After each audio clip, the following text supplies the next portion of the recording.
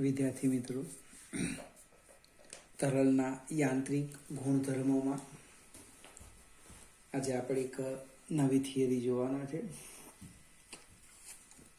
શ્યાનતા.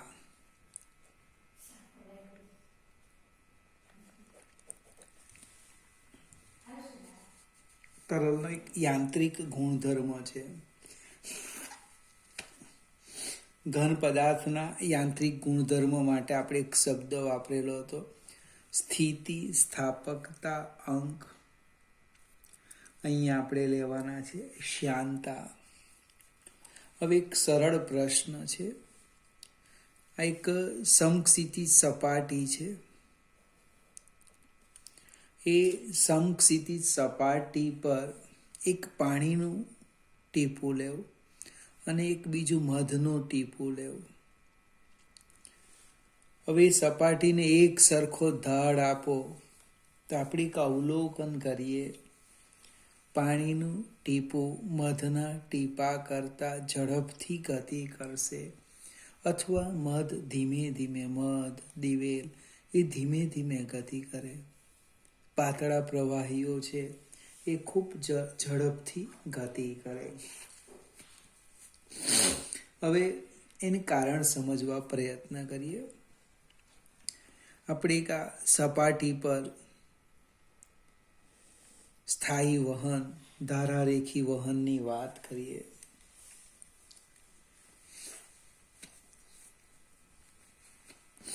તો એ ધારારેખી વહનમાં આ જે સ્થિર સપાટી છે એના સંપર્કમાં રહેલા પ્રવાહીના જે અણુઓ છે એ આસક્તિ બળને કારણે કેવા રહેવાના? સ્થિર રહેવાના.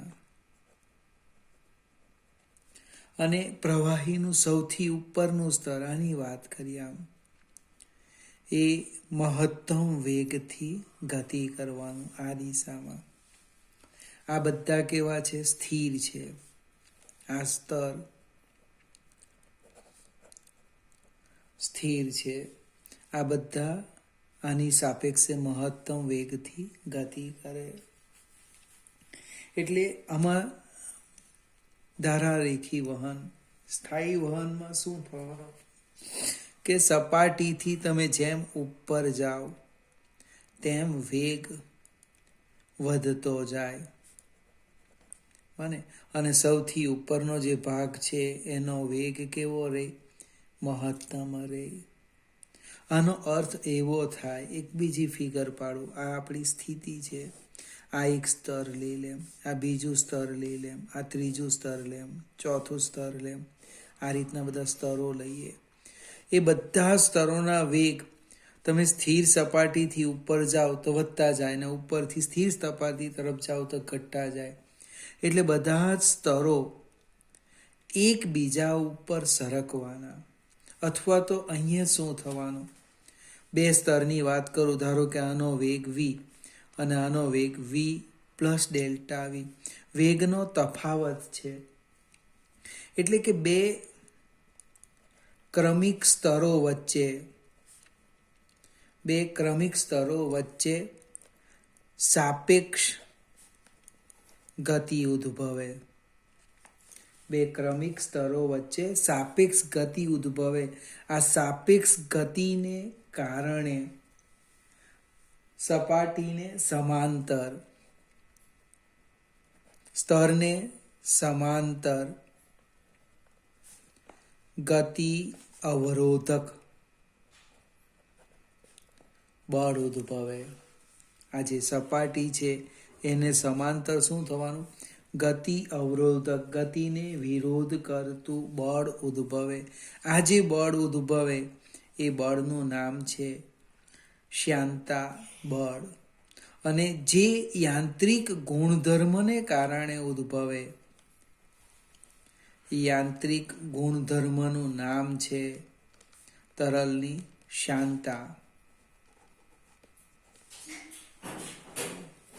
જે તરલના યાંત્રિક ગુણધર્મને કારણે આ ગતિ અવરોધક બળ ઉદ્ભવે એને શ્યાનતા કહેવાય. મને અને આ પ્રકારનું જે વહન છે એ વહનને આપણે શું કહેવાના? સ્તરીય વહન. મને ફરીથી સમજાવું. સ્તરીય વહન માટે તમે બે મિત્રો હોય ને, એક હોશિયાર હોય ને એક નબળો હોય, તો શું થાય? નબળો હોશિયાર બને અને હોશિયાર થોડોક નબળો બને. એવું બને, ન પણ બને, પણ સમજાવવા પ્રયત્ન કરું કે આ જે ઉપરનું સ્તર છે એ ઉપરનું સ્તર, આ નીચેના સ્તરને એની તરફ આગળ ખેંચે, જ્યારે નીચેનું સ્તર એને ધીમું પાડવા પ્રયત્ન કરે. એને કારણે શું ઉદ્ભવે? ગતિ અવરોધક બળ ઉદ્ભવે. સેજ આપણે આગળ જઈએ. આ આપણે કોઈક સપાટી પર વહેતા તરલની વાત કરી, પણ ધારો કે એક નળી હોય, આ રીતના પાઇપલાઇન હોય, તો શું થાય? તો એની જે અક્ષ છે એ અક્ષની દિશામાં વેગ સૌથી વધારે, પછી વેગ શું થાય? ઘટતો જાય. આમ એનું બતાવીએ, આમ ઘટતો જવાનો. અને એની જે નળાકારની જે સંપર્ક સપાટી છે ત્યાં વેગ કેવો બને છે? શૂન્ય બને છે. હવે આપણે એક સ્ટેપ આગળ વધીએ. તમારી બુકમાં થોડીક પદ્ધતિ બદલેલી છે, એ સમજવા પ્રયત્ન કરીએ. પ્રતિબળ અને વિકૃતિના સંદર્ભમાં શ્યાનતા ગુણાંક, આવું લખેલું છે. પ્રતિબળ અને વિકૃતિના સંદર્ભમાં આપણે શ્યાનતા ગુણાંક સમજાવવાના. તો આપણે એક સ્તરીય વહન લઈએ. એની હું આ સપાટી લેમ છું. ત્યાર પછી સૌથી ઉપરની સપાટી લઈ લેમ છું આ. હવે એક જસ્ટ આકારની ટી સમયે હું કલ્પના કરું છું. આ સ્તરીય વહનની અંદર એક આકારની કલ્પના કરો. A, B, C, D. મેં જે એક આકાર લીધો, કયો? A, B, C, D.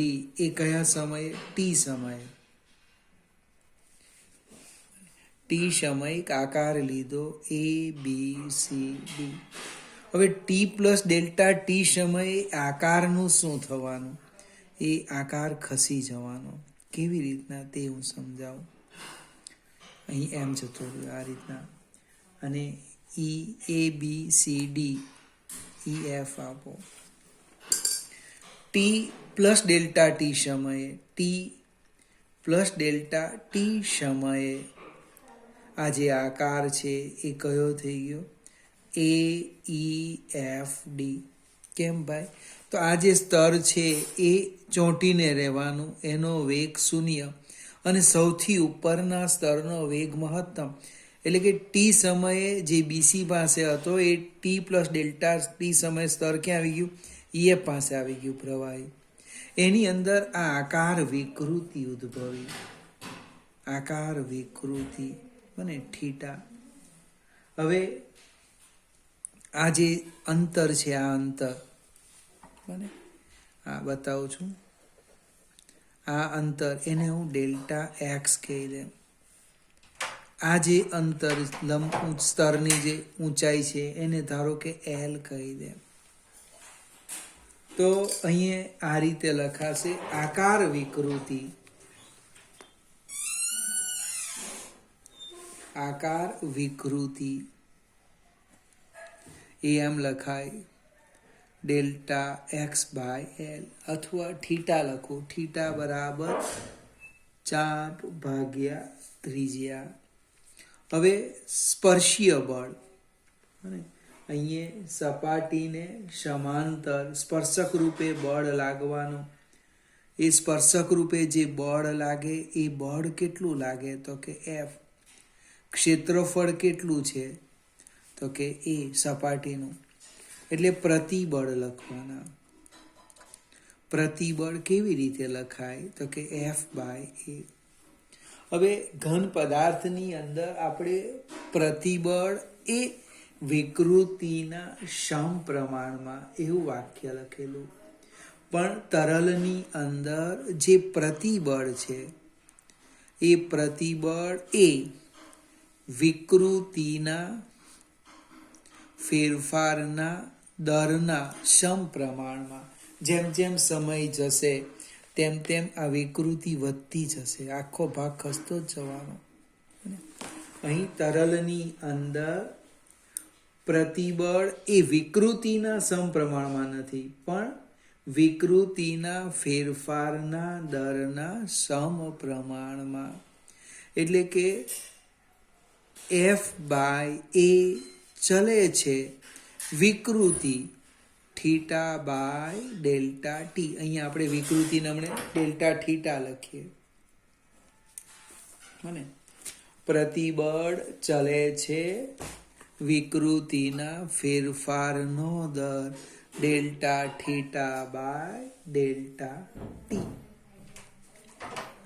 આપણે Δθ ની કિંમત મૂકીએ, ચલે છે દૂર કરીએ એટલે કે F/A ચલે છે દૂર કરો એટલે અચળાંક મૂકો ઈટા Δθ, તો કે ભાઈ Δx/L ઇન્ટુ ΔT. પણ ભાઈ Δx/ΔT એ તો ઉપલા સ્તરનો વેગ, સૌથી ઉપરના સ્તરનો વેગ v છે. એટલે કે F/A બરાબર ઈટા v/L, અથવા ને આમ પણ લખાયા શાંતા બળ F બરાબર ઈટા A v/L. F બરાબર ઈટા A v/L. શાંતા બળનું સૂત્ર આવી ગયું. ફરીથી એકવાર સમજાવું, પછી આપણે અચળાંક પર જઈએ. કે ટી સમયે જે તમે આકારની વાત કરી એ કયો હતો? ABCD. ટી પ્લસ ΔT સમયે આકાર કેવો થઈ ગયો? AEFD. આ તરલનો વેગ શૂન્ય છે એટલે અહીંયા સ્થિર રહેવાનું. ΔT સમયમાં ઉપલા સ્તરે આટલું સ્થાનાંતર કીધું, અને આપણે વિકૃતિ કહીએ એટલે ખૂણો બરાબર ચાપ ભાગ્યા ત્રિજ્યા, એટલે કે આકાર વિકૃતિ મેં લખી. Δθ બરાબર Δx/L. બળ સ્પર્શીય બળ અહીંયા લખી દેવું. સ્પર્શીય બળ કેટલું? તો કે x. હવે સ્તરનું ક્ષેત્રફળ તો કહીએ એટલે પ્રતિબળ કેટલું ઉદ્ભવવાનું? F/A. હવે તરલની અંદર જેમ જેમ સમય વધે ને તેમ વિકૃતિમાં ઝડપી ફેરફાર થવાનો. કે તરલની અંદર પ્રતિબળ એ વિકૃતિના નહીં પણ વિકૃતિના ફેરફારના દર પર આધાર રાખે. પ્રતિબળ ચલે છે વિકૃતિના ફેરફારનો દર. પ્રતિબળ F/A વિકૃતિનો ફેરફારનો દર Δθ/ΔT. Δθ ની કિંમત અહીંથી મૂકી દીધી અને ચલે છે એની જગ્યાએ અચળાંક મૂક્યો. Δx/ΔT એટલે ઉપલા સ્તરનો વેગ v, એટલે કે F બરાબર ઈટા v/L, જ્યાં F નું નામ શું છે? શાંતા બળ. હવે આ ઈટાની વાત કરું. ઈટા એનું નામ છે સમપ્રમાણતાનો અચળાંક. એને આપણે અહીંયા કહેવાના શાંતા ગુણાંક. એકદમ ધીમેથી સમજવા પ્રયત્ન કરો. આકાર પ્રતિબળ અને આકાર વિકૃતિને આકાર સ્થિતિ સ્થાપકતા અંક કીધેલો, કેપિટલ G લખતા હતા. અહીંયા છે અચળાંકનું નામ શાંતા ગુણાંક. અચળાંકનું નામ છે શાંતા ગુણાંક. આગળ જઈએ, એના એકમની વાત કરીએ. એનો એકમ એટલે ઈટાને સૂત્રના કરતા કરી દઈએ. F/L/AV. ખોટું થયું કે કદાચ એફ એલ બાય એવી. એફ એટલે newton into metre per metre square, ક્ષેત્રફળ મીટર પર સેકન્ડ. લગભગ મીટર નીકળી જશે, એટલે બાકીનું શું રહેવાનું? Newton per metre square into second. Newton per metre square એટલે દબાણનો એકમ, પાસ્કલ ઇન્ટુ સેકન્ડ. ફરીથી આનો ઉપયોગ ઓછો છે, ભૂલી પણ જવાય. શ્યાનતા ગુણાંકનો એકમ newton per metre square into second અથવા પાસ્કલ ઇન્ટુ સેકન્ડ. આ એસા એકમ લખ્યો. સીજીએસ કયો થાય? તો કે ડાઇન પર સેન્ટીમીટર સ્ક્વેર ઇન્ટુ સેકન્ડ, અને એનું નામ છે પોઈસિલ. અને આપણે સીજીએસ એકમ છે પોઈસિલ. પોઈસિલ લખીએ, સ્પેલિંગ કંઈક આવી છે, POISE, પોઈસ. શ્યાનતા ગુણાંકનો સીજીએસ એકમ, બળનો સીજીએસ ડાઇન, કાર્યનો અર્ગ. તેમ શ્યાનતા ગુણાંકનો સીજીએસ એકમ થાય પોઈસિલ. મને યાદ રાખજો. એસા એકમ છે પાસ્કલ ઇન્ટુ સેકન્ડ. હવે એના પારિમાણિક સૂત્રની વાત કરીએ. શ્યાનતા ગુણાંકનું પારિમાણિક સૂત્ર તો ઉપર બળનું લખો, M1 L1 T-2, અંતર L1, છેદમાં ક્ષેત્રફળ L2, વેગ L1 T-1. શક્ય એટલું સાદુરૂપ આપીએ તો M1 L-1 T-3. કોઈકને એમ લાગે કે આ ક્યાંથી લખ્યું, તો મેં અહીંથી લખું, એફ એલ બાય એવી. કોઈ અહીંથી પણ લખે, પાસ્કલ ઇન્ટુ સેકન્ડ. જો પાસ્કલ ઇન્ટુ સેકન્ડ એટલે દબાણ, ખૂબ સરળ થઈ જાય. દબાણ M1 L-1 T-2 T1. અહીં મારી ભૂલ થઈ, -1 આવશે. -2 +1 એટલે -1. એટલે શું થવાનું? M1 L-1 T-1. પરીક્ષામાં પૂછેલું હોય M1 L-1 T-1 કઈ ભૌતિક રાશિનો એકમ? તો આપણે તકલીફ પડી જાય. અને કોનો એકમ? શ્યાનતા ગુણાંકનો એકમ, તરલનો યાંત્રિક ગુણધર્મ, અને શ્યાનતા એના અચળાંકનો એકમ. હવે જે પ્રવાહી ધીમે વહે એનો શ્યાનતા ગુણાંક મોટો. કેમ? તો કે ગતિ અવરોધક બળ વધારે લાગે. અને ઝડપથી વહે એનો શ્યાનતા ગુણાંક કેવો? નાનો. એટલે પાણી, આલ્કોહોલ, એનો જે શ્યાનતા ગુણાંક છે એ ડામર, મધ, ગ્લિસરીન કરતાં કેવો આવે? ઓછો આવે. હવે શ્યાનતા ગુણાંક શાના પર આધાર રાખે? તો બે બાબત પર આધાર રાખે. એક તરલનો પ્રકાર, એ તો આપણે હમણાં જ જોઈ ગયા, મધ છે કે પાણી છે, તરત ખ્યાલ આવશે. બીજું તાપમાન. હવે તાપમાનમાં એક સરસ ઓબ્જેક્ટિવ છે કે તરલમાં 2 જણા છે. જો તાપમાન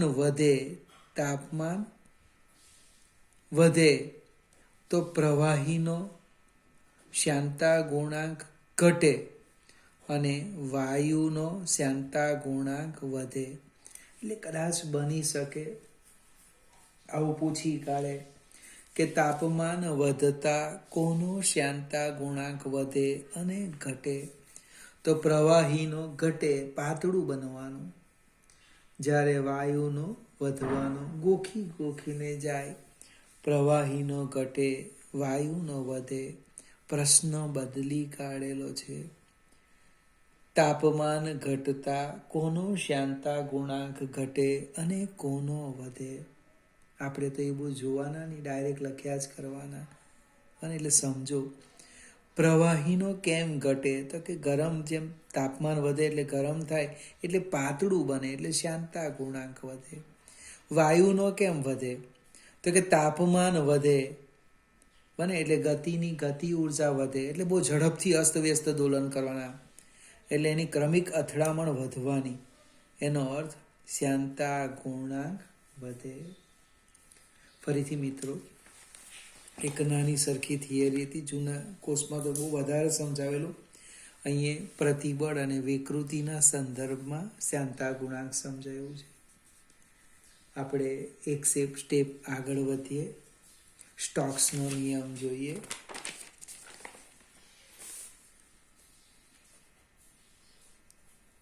સ્ટોક્સનો નિયમ.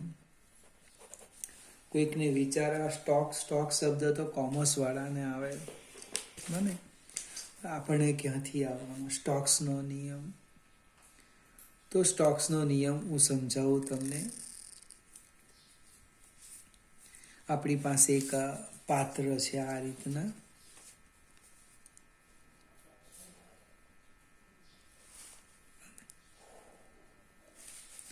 હવે એની અંદર આપણે જુદા જુદા પ્રવાહીઓ લઈએ અને એક પદાર્થને મુક્ત પતન કરાવીએ. તો એ મુક્ત પતન દરમિયાન એ જેમ જેમ નીચે આવે તેમ દરેક કેસમાં એનો વેગ જુદો જુદો હોય. હવે ખરેખર શું થાય તે સમજવા પ્રયત્ન કરીએ. આ જે તરલ છે, એ તરલની અંદર આપણે કોઈ ઘન પદાર્થને, નાની દળદાર વસ્તુને અને ભારે વસ્તુને મુક્ત પતન કરાવું. આ રીતે તરલ સ્થિર છે હમણે, અને એની અંદર આ પદાર્થને મુક્ત પતન કરે. કેવું પતન? મુક્ત પતન કરે. તો એની સંપર્કમાં રહેલું જે તરલ છે, એ તરલ શું કરવાના? બને પદાર્થના સંપર્કમાં રહેલું તરલ પદાર્થના વેગથી ગતિ કરે. પદાર્થના સંપર્કમાં રહેલું તરલ પદાર્થના વેગથી ગતિ કરે. જ્યારે પદાર્થથી ખૂબ દૂર રહેલ તરલ કેવું રહેવાનું? સ્થિર રહે. એટલે આ જે પદાર્થ છે, પદાર્થથી ખૂબ દૂર રહેલું તરલ, તો કે આ કેવું રહેવાનું? એ સ્થિર રહેવાનું. જ્યારે આ પદાર્થના વેગથી ગતિ કરવાનો. એનો અર્થ એવો થાય કે પદાર્થની મુક્ત પતન ગતિ દરમિયાન, પદાર્થની ગતિ દરમિયાન શું થાય છે? સ્તરીય વહન ઉદ્ભવે છે. પદાર્થ જ્યારે શ્યાન પ્રવાહીની અંદર ગતિ કરશે ત્યારે એની અંદર સ્તરીય વહન ઉદ્ભવવાનું. હવે સ્તરીય વહનમાં બે ક્રમિક સ્તરો વચ્ચે બને, બે ક્રમિક સ્તરો વચ્ચે ગતિ અવરોધક બળ ઉદ્ભવે. એ ગતિ અવરોધક બળ અંતે કોના પર લાગે? અને ગતિ અવરોધક બળ એ અંતે પદાર્થ પર લાગે. એટલે એ મુક્ત અવકાશમાં જે પદાર્થ ગતિ કરતો હતો એવી ગતિ આ તરલની અંદર નહીં થાય. હવે ગતિ અવરોધક બળ કેટલું લાગે એ સ્ટોક્સે આપેલું, એટલે એને નામ આપી દીધું સ્ટોક્સનો નિયમ. તો આ જે તરલ છે એ તરલની શ્યાનતા લખીએ. કેટલી છે શ્યાનતા ગુણાંક? અને શ્યાનતા ગુણાંક એનો લખી દઈએ ઈટા. જે પદાર્થ છે એ ગતિ કરે એ પદાર્થની ત્રિજ્યા લખો r, એનો વેગ લખી દે, વેગ v. બને. હવે એની ઉપર લાગતું ગતિ અવરોધક બળ એ આમ લખાય, F ચલે છે ઈટા RV.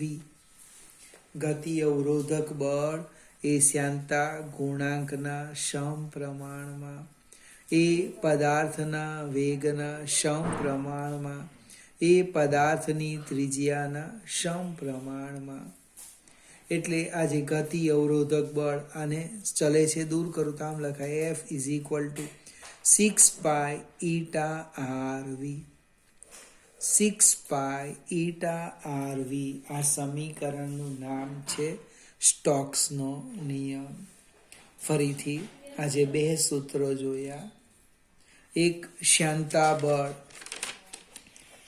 F બરાબર ઈટા એ V/L.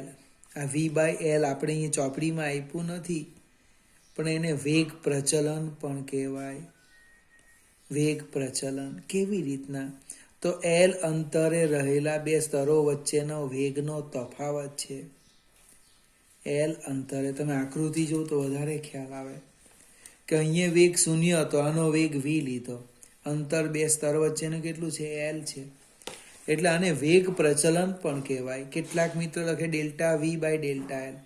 એ જૂના કોર્સમાં હતું, તમારા કોર્સમાં આખું બદલી કાઢ્યું. પ્રતિબળ અને વિકૃતિના સંદર્ભમાં ચર્ચા કરી. ફરીથી આપણે ક્યાં આવી ગયા? એટલે કે ગતિ અવરોધક બળ, શ્યાનતા બળ ઈટા એ ગુણ્યા વેગ પ્રચલન અથવા તો વેગમાં થતો ફેરફાર ભાગ્યા બે સ્તરો વચ્ચેનું અંતર. અહીંયા આવી ગયું 6 પાઈ ઈટા RV. શ્યાનતા બળ એ બે ક્રમિક સ્તરો વચ્ચે લાગતું બળ, જ્યારે સ્ટોક્સના નિયમ પ્રમાણે લાગતું ગતિ અવરોધક બળ એ ગતિ કરતા પદાર્થ પર તરલ વડે લાગતું બળ. વિદ્યાર્થી મિત્રો, આ બંને બળ જોવાના.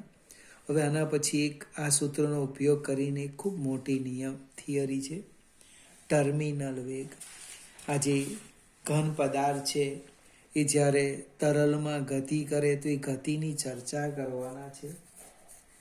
કેવા પ્રકારની ગતિ કરે, એનો પ્રવેગ કેટલો, ક્યારે શૂન્ય થાય, એની આપણે ચર્ચા કરવાના છીએ. પણ ક્યારે મજા આવશે?